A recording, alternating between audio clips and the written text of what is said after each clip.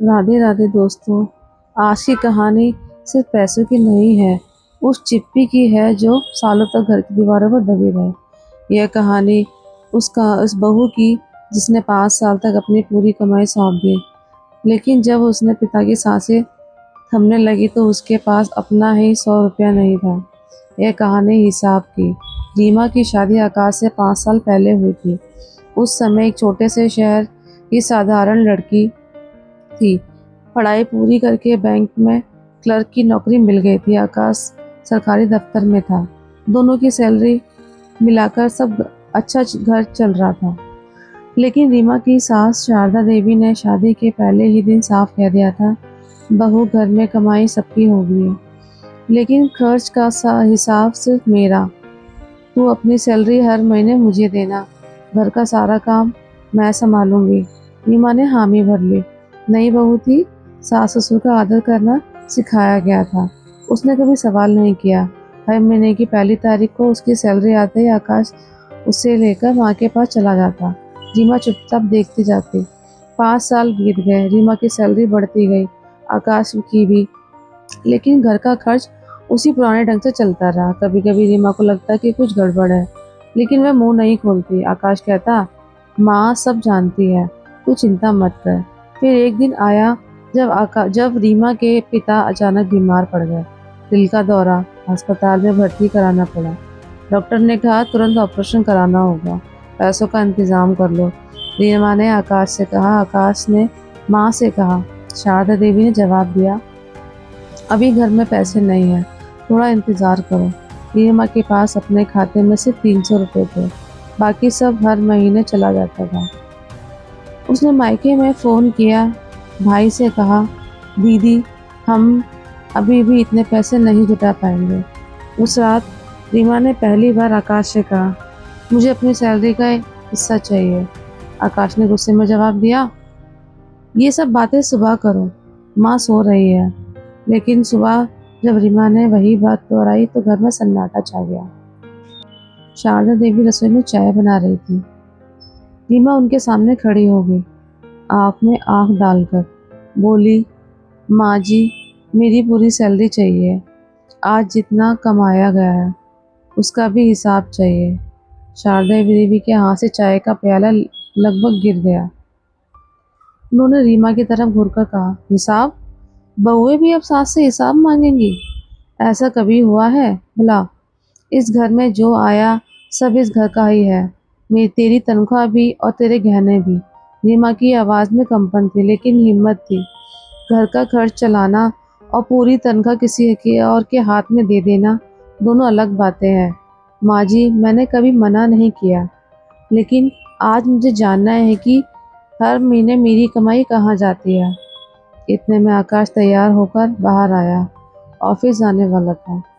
उसने दोनों की बात सुन ली। रीमा, सुबह सुबह ये क्या तमाशा लगा रखा है? माँ से ऐसे बात करते हैं क्या? तमीज़ नहीं है तुम्हारे अंदर? रीमा ने उनकी तरफ देखा। आंखों में आंसू थे, लेकिन गिराए नहीं।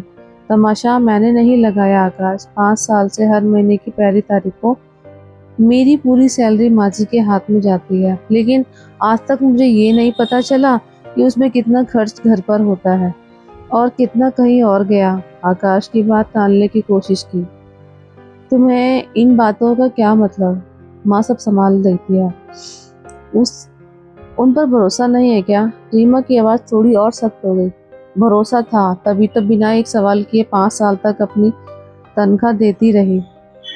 लेकिन अब सवाल इसीलिए पूछ रही हूँ क्योंकि पिछले महीने जब पापा की तबीयत खराब हुई थी, तब मेरे पास उनके इलाज के लिए 100 रुपये भी नहीं थे। मुझे अपने ही पैसे मांगने पड़े थे, और तब भी माँ जी ने यही कहा था कि घर में पैसे नहीं है। शारदा देवी तुरंत बोल पड़ी, तेरी मायके की जिम्मेदारी हमारा घर क्यों उठाए? शादी के बाद लड़की का ससुराल उसका ही होता है। रीमा ने शांत आवाज़ में जवाब दिया, मैंने आपसे पैसे का घर नहीं मांगा था माँ जी, मैंने अपनी कमाई मांगी थी। इतने में ससुर रामनाथ जी अंदर आ गए। वे आंगन में अखबार पढ़ रहे थे। दोनों की बातें सुन ली थी। उनके चेहरे पर अजीब सी बेचैनी थी। जैसे कोई पुराना सच बाहर आने वाला हो। उसी समय दरवाजे की घंटी बजी। आकाश का छोटा भाई रोहित अंदर आया, हाथ में एक चमकदार नया मोबाइल और बाइक की चाबी। महंगी बाइक। रीमा की नज़र उन चीज़ों पर पड़ी। फिर उसने शारदा देवी की तरफ देखा। माँ जी, रोहित की नई बाइक भी मेरी सैलरी के पैसों से आई है क्या? पूरा घर एक दूसरे का चेहरा देखने लगा। किसी ने तुरंत जवाब नहीं दिया। खामोशी इतनी गहरी थी कि दीवारें भी आवाज आती लग रही थी। रोहित ने माहौल हल्का करने की कोशिश की। मुस्कुराकर बोला, भाभी, आपको उससे क्या फर्क पड़ता है कि बाइक किसके पैसों से आई है? घर की ही बात है। रीमा ने उसकी तरफ देखा। फर्क पड़ता है रोहित, क्योंकि जिस दिन मेरे पापा अस्पताल में भर्ती थे, उसी दिन मुझे अपने ही पैसे के लिए हाथ फैलाना पड़ा था और उसके बाद भी पैसे नहीं मिले थे। आज अगर मेरी कमाई किसी और के शौक को पूरे हुए तो वो सच जानने का पूरा हक है। शारदा देवी गुस्से में लाल हो गई। उसने गुस्से में लाल हो गई। बहुत उड़ने लगी है। नौकरी करके वो पैसे क्या कमाने लगी, खुद को इस घर की मालकिन समझने लगी है। रीमा ने ठोस आवाज में कहा। मालकिन बनने की कोशिश नहीं कर रही माँ जी, बस अपनी कमाई का सम्मान चाहती है। आकाश बीच में आ गया। रीमा, बात को यहीं खत्म करो। जो हो गया सो हो गया। इतना बात बढ़ाने की क्या जरूरत है? रीमा ने तुरंत जवाब दिया। यही तो दिक्कत है आकाश, इस घर में हर गलत बात को जो हो गया सो हो गया कहकर हमेशा दबा दिया जाता है। रामनाथ जी ने पहली बार मुंह खोला। उनकी आवाज धीमी थी लेकिन वजनदार। बहू जो पूछ रही है उसका जवाब मिलना चाहिए उसे। तुम लोग सीधे सीधे जवाब क्यों नहीं देते? शारदा देवी हैरान होकर बोली। आप भी अब बहू का साथ देंगे? रामनाथ जी ने गहरी सांस ली। साथ किसी का नहीं दे रहा, सिर्फ सच का दे रहा हूँ। उन्होंने अलमारी खोली, एक पुरानी फाइल निकाली और मेज पर रख दी। फाइल में बैंक की पासबुक, रसीदें, कई ट्रांसफर की पर्चियां थी। रीमा ने पासबुक खोली। उसकी आंखें फैल गई। हर महीने उसकी सैलरी खाते में ही लगभग पूरी एक रकम दूसरे के खाते में ट्रांसफर कर दी जाती थी। साइन उससे पहले ही ले लिए गए थे। यह दूसरा खाता किसका है? रामनाथ जी ने सिर झुकाया। रोहित का। रोहित घबरा गया। पापा, आप यह सब क्यों बता रहे हैं? क्योंकि सच छिपाना पाप होगा। पिछले 3 साल से तेरी पढ़ाई, तेरे बिजनेस के नाम पर खर्च, तेरी बाइक, तेरा मोबाइल, सब रीमा की कमाई से खरीदा गया है। रीमा की आंखों में आंसू निकल पड़े। उसने आकाश की तरफ देखा। तुम्हें ये सब पहले से ही पता था क्या? आकाश ने नजरें चुरा ली। उसकी खामोशी ही जवाब बन गई। रीवा की आवाज भर्रा गई। मुझे सबसे पहले ज्यादा दुख पैसे का नहीं आकाश, दुख इस बात का है कि तुम हर महीने मेरी सैलरी अपने माँ जी के हाथों में देते रहे और अपने पास रखते रहे। तुम्हें पता था कि पैसे कहाँ जा रहे हैं, फिर भी तुमने मुझे एक बार भी नहीं कहा। रीमा की भी ज़रूरतें हैं। आकाश चुप रहा। उसके पास कोई जवाब नहीं था। शारदा देवी बीच में बोल पड़ी। तो क्या गलत किया मैंने? छोटा बेटा अपना काम शुरू कर रहा था। अगर बड़े बेटे बहू से मदद कर ही दी तो कौन सा पहाड़ टूट गया? रीमा ने पहली बार ऊंची आवाज में कहा। मदद पूछ कर की जाती है माँ जी। किसी की मेहनत की कमाई बिना उसे बताए निकाल लेना मदद नहीं, वह हक छीनना होता है। रोहित गुस्से में बोला। भाभी, मैंने थोड़े ही जबरदस्ती लिए पैसे थे, माँ जी ने दिए थे, वो मैंने ले लिए। रीमा ने उसकी तरफ देखा। जब तुम्हें पता था कि तुम्हारी भाभी अपने पिता के इलाज के लिए पैसे मांग रही है, तब तुम्हें एक बार भी नहीं लगा कि तुम्हें नई बाइक कुछ दिनों के लिए रोक देनी चाहिए थी? रोहित की आंखें झुक गई। रामनाथ जी ने सख्त आवाज में कहा, बस बहुत हो गया। आज तक मैंने घर की शांति के लिए चुप्पी साधे रखी, लेकिन मेरी चुप्पी इस घर को गलत रास्ते पर पहुंचा दिया। उन्होंने शारदा देवी की तरफ देखा। तुमने बहू की कमाई को उसका अधिकार नहीं, अपनी संपत्ति समझ लिया और हमेशा हक जमाती रही। यह बहुत बड़ी गलती थी। शारदा देवी बोली, मैंने जो किया परिवार के लिए किया। परिवार के लिए या सिर्फ रोहित के लिए? कमरे में फिर सन्नाटा छा गया। रामनाथ जी ने बैंक की फाइल रीमा के हाथ में थमाते हुए कहा, आज से तुम्हारी तनख्वाह सीधे तुम्हारे खाते में जाएगी। घर का जितना खर्च तुम्हें लगे उतना देना, लेकिन कोई भी तुमसे कोई जबरदस्ती 1 रुपया नहीं लेगा। शारदा देवी नाराज होकर बोली, अगर बहू पैसे अपने पास रखेगी तो घर कैसे चलेगा? यह सोचा आपने कभी? रीमा ने शांत स्वर में कहा, घर भरोसे और सम्मान से चलता है माँ जी, किसी एक की पूरी तनख्वाह से नहीं। आकाश ने धीरे से कहा, रीमा मुझे माफ़ कर दो। शब्दों से मुझे माफ़ कर दो। रीमा ने उसकी तरफ देखा। माँ की शब्दों से नहीं मिलती आकाश, भरोसा वापस कमाना पड़ता है। कह देने से भरोसा नहीं बन जाता। उसी समय रीमा का फ़ोन बजा। अस्पताल से था।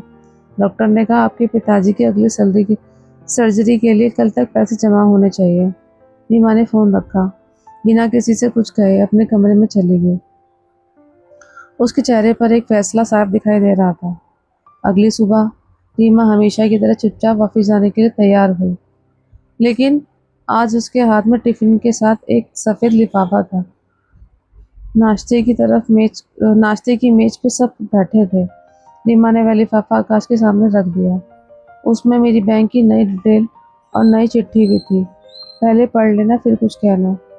आकाश ने कांपते हुए हाथों में से चिट्ठी खोली। उसने लिखा था, आज से मेरी सैलरी सीधे मेरे खाते में आएगी। घर के खर्च में पहले की तरह अपना हिस्सा दूंगी, लेकिन अपनी कमाई किसी और के हाथ में अब नहीं दूंगी। मेरे माता पिता भी मेरी जिम्मेदारी है और उनका इलाज सबसे पहले होगा।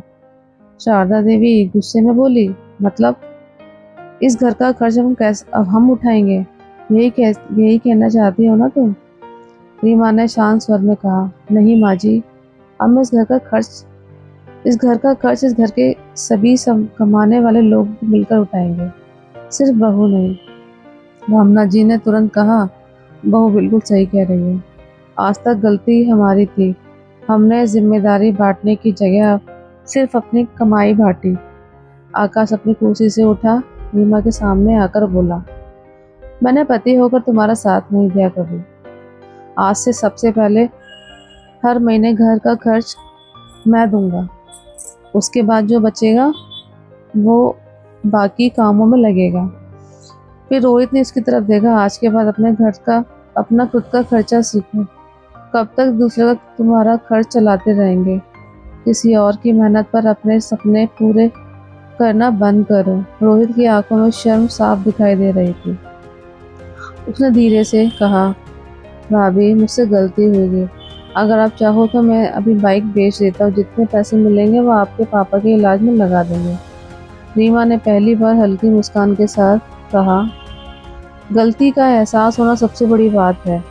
बाइक बेचनी पड़े या नहीं ये बाद में सोचेंगे, लेकिन आज से किसी की मेहनत की कमाई को उसका हक समझना सीखो।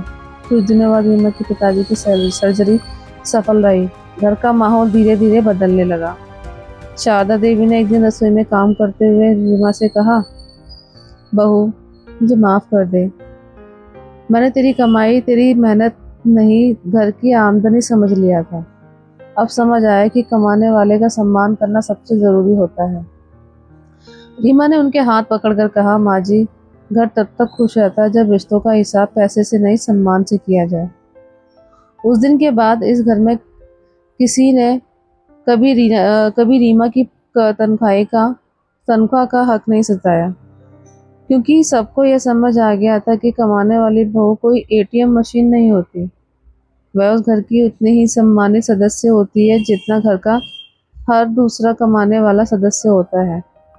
वह इंसान होती है।